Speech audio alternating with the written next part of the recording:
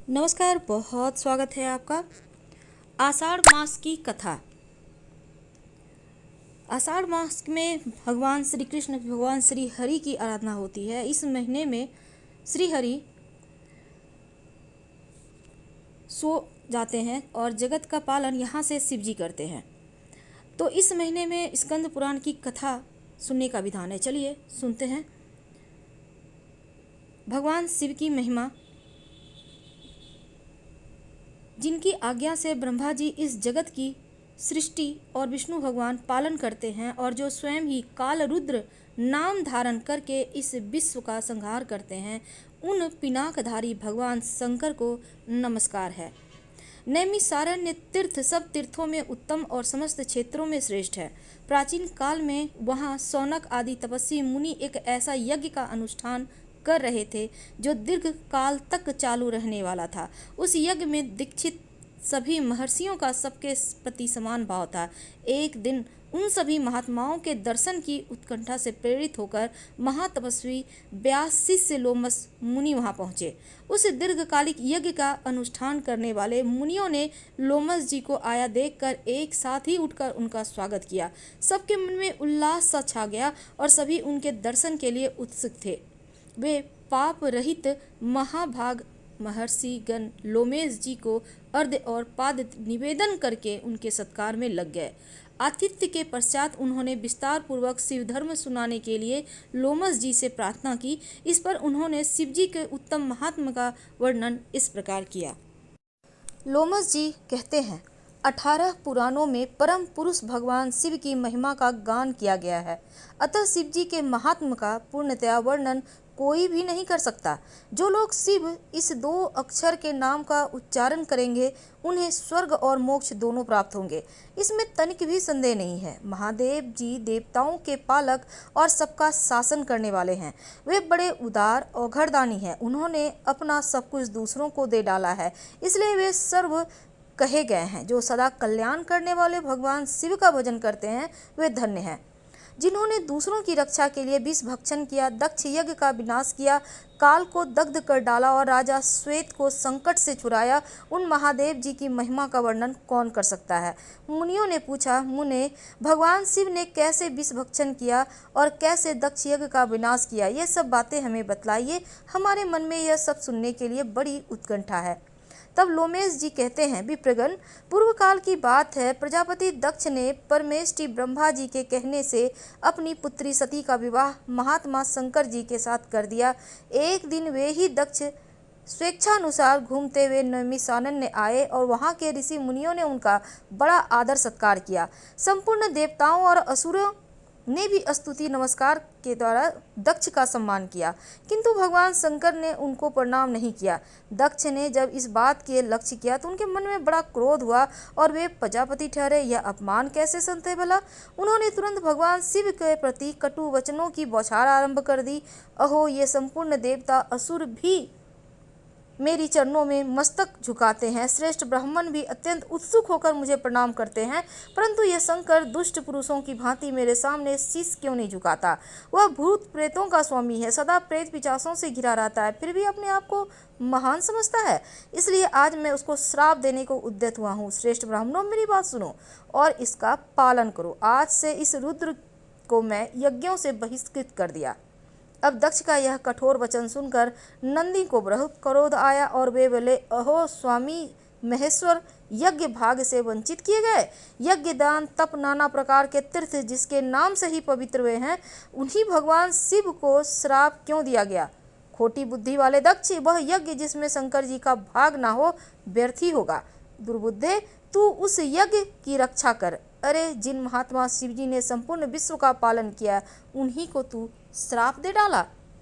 तब महादेव जी ने नंदी से कहा, महामते, तुम्हें ब्राह्मणों के प्रति कभी क्रोध नहीं करना चाहिए। मैं ही यज्ञ हूँ, मैं ही यज्ञ करने वाला यजमान और आचार्य हूँ। संपूर्ण यज्ञांग भी मैं हूँ, इसलिए मैं सदा यज्ञ में रत हूँ। मुझे कोई श्राप देकर यज्ञ बहिष्कृत नहीं कर सकता। इसी प्रकार सर्वव्यापी होने के कारण मैं किसी के भीतर नहीं हूँ और किसी भी सीमा से आबद्ध नहीं हूँ। इस दूर दृष्टि से देखने पर मैं सदा ही सब यज्ञ में ब्रह्म हूँ। भगवान शंकर के इस प्रकार समझाने पर महातपस्वी नंदी ने विवेक का आश्रय लिया और शिव जी का सत्संग पाकर वे परमानंद में निमग्न हो गए। उधर मुनियों से घिरे हुए दक्ष भी अत्यंत रोष में भरकर अपने स्थान से चले गए। वे प्रणाम न करने वाले रुद्र को भूल ना सके, बारंबार उनका स्मरण करके क्रोध से जलने लगे। भगवान शिव की ओर से उन्होंने श्रद्धा हटा ली और शिव के उपासकों की निंदा संलग्न करने लगे। एक समय दक्ष ने स्वयं ही एक महान यज्ञ का आयोजन किया और उसमें उन्होंने बड़े बड़े तपस्वी ऋषि मुनियों को बुलाया। वशिष्ठ आदि अनेक ऋषि उस महायज्ञ में पधारे। अगस्त, कश्यप, अत्रि, कामदेव, भृगु, दधीचि, भगवान व्यास, भारद्वाज, गौतम ये तथा और बहुत से महर्षि वहां आए। सभी देवगण, समस्त लोकपाल, विद्याधर, गंधर्व और किन्नरों का भी आगमन हुआ। उस यज्ञ में सत्यलोक से लोक पितामह ब्रह्मा जी भी आए और वैकुंठ धाम से श्रीहरि को भी बुलाया गया। इंद्राणी के साथ देवराज इंद्र, रोहिणी के साथ चंद्रमा, अपनी प्रिया के साथ वरुण देव भी आए। कुबेर पुष्पक विमान पर, वायुदेव मृग पर और अग्निदेव बकरी की सवारी कर चढ़कर पधारे। नेतृत्व कोण से अधिपति प्रेत के कंधे पर बैठकर आए और इस प्रकार सब लोग दक्ष को यज्ञशाला में उपस्थित हुए। वहां पर विश्वकर्मा के द्वारा बनाए अनेक दिव्य भवन थे। वे सभी बहुमूल्य उपकरणों से सजे हुए अत्यंत प्रकाशमान थे। उन्हीं भवनों में दक्ष ने अपने समागत अतिथियों को यथा योग्य स्थान देकर ठहराया। दक्ष का वह महायज्ञ कनखल तीर्थ में आरंभ हुआ और उसमें उन्होंने भृगु आदि तपोधनों को ऋषिज बनाया। अनेक प्रकार के कौतुक और मंगलाचार संपन्न करके दक्ष ने उस यज्ञ की दीक्षा ली। साथ में उनकी धर्म पत्नी भी बैठी। ब्राह्मणों ने स्वस्ति वाचन किया और उस समय अपने स्वहृदय से घिरे हुए दक्ष अपना महत्व बढ़ जाने के कारण अधिक सुशोभित हो रहे थे। इसी प्रकार महर्षि दधीचि ने वहां दक्ष के से इस प्रकार कहना आरंभ किया, प्रजापते, ये देवेश्वरगण, ये बड़े बड़े महर्षि लोकपाल भी तुम्हारे यज्ञ मंडप में पधारे हैं, तो भी पिनाक पानी महात्मा शंकर के बिना यह यज्ञ अधिक शोभा नहीं पा रहा, जिसके बिना मंगल भी अमंगल रूप में परिणत हो जाता है तथा जिन त्रिनेत्रधारी भगवान के अधिकार में आने पर अमंगल भी तत्काल मंगल के रूप में बदल जाते हैं, वे तब तक वहाँ क्यों नहीं दर्शन दे रहे? दक्ष, अब तुम्हें भगवान विष्णु इंद्र के साथ जाकर भगवान महेश्वर को बुला लाना चाहिए। उन योगी शंकर की उपस्थिति में यहाँ सब कुछ पवित्र हो जाएगा, जिनका नाम लेने से ही पुण्यमय हो जाता है। दधीचि यह वचन सुनकर दक्ष क्रोध में भर गए और बड़ी उतावली के साथ उत्तर देने लगे। उनका भीतरी भाव तो दूषित था, किंतु ऊपर से वे हंसते हुए बोल रहे थे। उन्होंने कहा, संपूर्ण देवताओं के मूल हैं भगवान विष्णु, जिनमें सनातन धर्म की उपस्थिति है, जिनमें संपूर्ण वेद, यज्ञ, नाना प्रकार के सत्कर्म भी प्रतिष्ठित हैं। वे भगवान विष्णु तो यहाँ पधारे हैं। सत्यलोक से लोक पितामह ब्रह्मा जी आए हैं। समस्त वेद, उपनिषद, नाना प्रकार के आगम भी हैं। इस प्रकार आप जैसे निष्पाप महर्षिगण भी आ गए हैं, जो यज्ञ कर्म के योग हैं, शांत चित्त सुपात्र हैं। सब महात्मा यहाँ पदार्पण कर चुके हैं और आप सब महर्षिगण वेद के वाक्य और उनके अर्थ के भी तत्वज्ञ हैं। दृढ़तापूर्वक व्रत का पालन करने वाले आपके होते हुए हमें रुद्र से क्या प्रयोजन है? ब्राह्मण, सब लोग मिलकर मेरे इस महान यज्ञ को सफल बनाएं। दक्ष की बात सुनकर दधीचि कहते हैं, पवित्र अंतःकरण वाले समस्त श्रेष्ठ महर्षियों और देवताओं के समुदाय में यह बड़ा भारी अन्याय हुआ है। भगवान शिव के आमंत्रित नहीं किया गया महात्मा शंकर के बिना इस यज्ञ में शीघ्र ही महान विघ्न आने वाला है। ऐसा कहकर महर्षि दधीचि अकेले ही दक्ष की यज्ञशाला से निकल पड़े।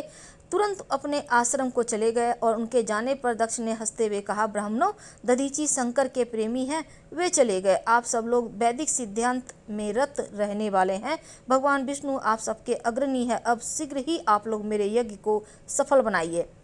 जब उन सभी महर्षियों ने वहां देव यज्ञ आरंभ किया, उसी समय महादेवी दक्ष कुमारी सती ने, जो गंध माता पर्वत पर अपनी सखियों के साथ विराजमान थी, रोहिणी के साथ चंद्रमा को कहीं जाते हुए देखा। वे यज्ञ में ही जा रहे थे। सती ने अपनी सखी विजया से कहा, विजय, तू शीघ्र जाकर पूछो तो सही, ये चंद्रमा कहाँ जाएंगे? उनके आदेश से विजया चंद्रमा के समीप गई और विनय करके उनके यात्रा का उद्देश्य पूछा। चंद्रमा ने दक्ष के यज्ञ में जाने का वृतांत कह दिया। यह सुनकर विजया को बड़ा हर्ष हुआ और विस्मय हुआ। उसने तुरंत लौटकर सती ने चंद्रमा की कही हुई बातें कह सुनाई। जिसके सुनकर देवी ने विचार किया कि क्या कारण है जो पिता ने मुझे नहीं बुलाया।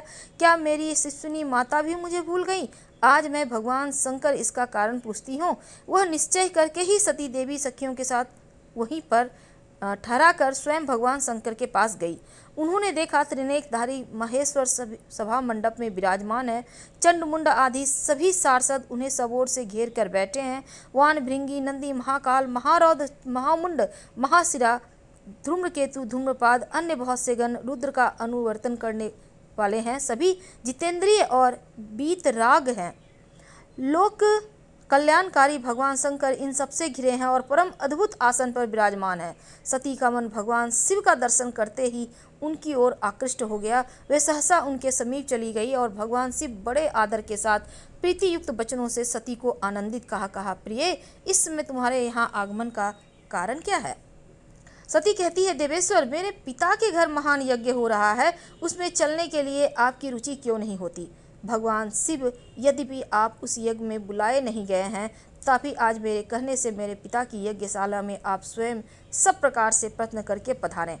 सती का यह वचन सुनकर महादेव जी ने मधुर वाणी में कहा, कल्याणी, तुम्हारे पिता की दृष्टि में जो देवता असुर किन्नर आदि सम्माननीय हैं, वे सब निसंदेह उसके यज्ञ में पहुँचे हैं। सुंदरी, जो लोग दूसरों के घर बिना बुलाए जाते हैं, वहाँ मृत्यु से भी अधिक कष्टदायक अपमान सहना पड़ता है, इसलिए तुम्हें यज्ञ में नहीं जाना चाहिए। इस प्रकार कहने पर शिव जी के सती ने पिता के प्रति अपना रोष प्रकट वाले वचनों में कहा, नाथ, जिसमें संपूर्ण यज्ञ सफल होते हैं वे देवेश्वर महादेव तो आप ही हैं, फिर आप को मेरे पिता ने निमंत्रण क्यों नहीं दिया। यह दुर्भाव है, मैं जाना चाहती हूँ। आप पिता के मैं जा रही हूँ यज्ञ मंडप, वहाँ मुझे जाने की आज्ञा दीजिए।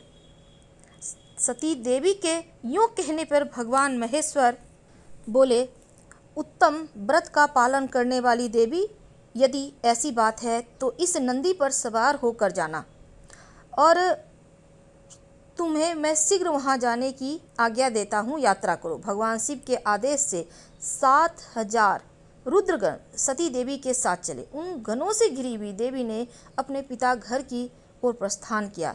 सती देवी जब पिता के घर चली गई, उस समय सब बातों पर विचार करके भगवान महेश्वर ने अपने मुख से यह वचन निकाला, अपने पिता द्वारा अपमानित होकर दक्ष कुमारी सती अब फिर वहां लौट कर नहीं आएगी। आगे की कथा दूसरे भाग में फिलहाल विदा लेते हैं। वीडियो पसंद आए तब प्लीज़ वीडियो को लाइक कीजिए, चैनल को सब्सक्राइब कीजिए, अपनों से शेयर कीजिए और कमेंट में हर हर महादेव जरूर लिखिएगा। धन्यवाद।